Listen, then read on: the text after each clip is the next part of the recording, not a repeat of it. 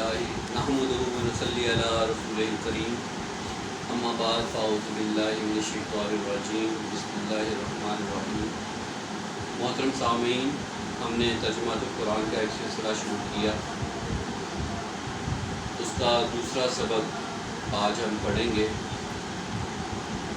उसका दूसरा सबक हमारा ये है कि सूरह फातिहा जो है उसका हम तर्जुमा आज करेंगे और तर्जुमा हम आसान फहम ज़बान में करेंगे।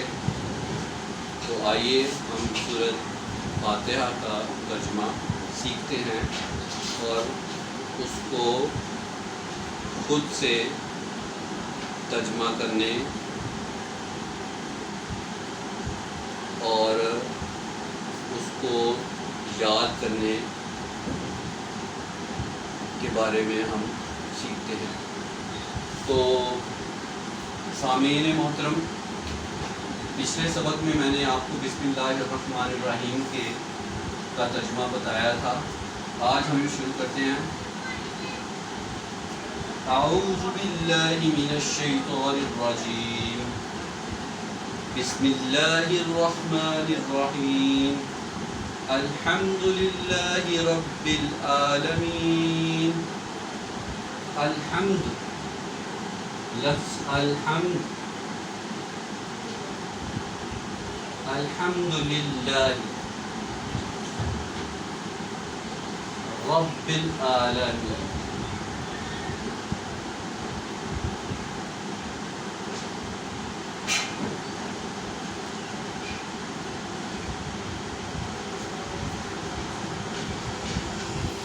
पिछले सबक में मैंने आपको तमहीदन बताया था कि हम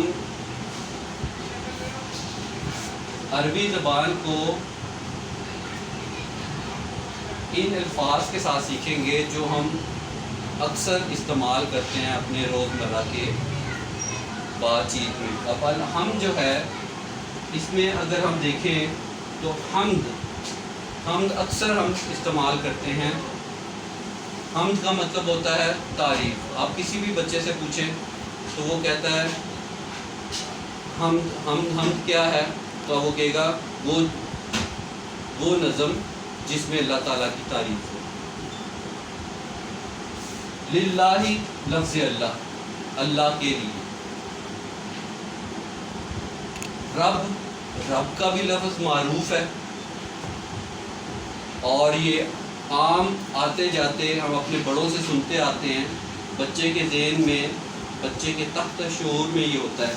रब का मतलब ये होता है पालने वाला, परवरदिगार। और आलमी, आलम कहते हैं जहान को। आलम जहान को, आलमी जहानों, जमा आ गया। तो अगर हम इसकी ज़्यादा गहराई में ना जाएं, ग्रामर में ना जाएं, और अगर किसी शख्स को, आम आदमी को तर्जुमा सिखाना चाहें तो हम उसको उसी अंदाज में सिखाएं कि उसको समझ आना शुरू हो जाए। तो हमद भी हमें एक मारूफ लफ्ज़ लगा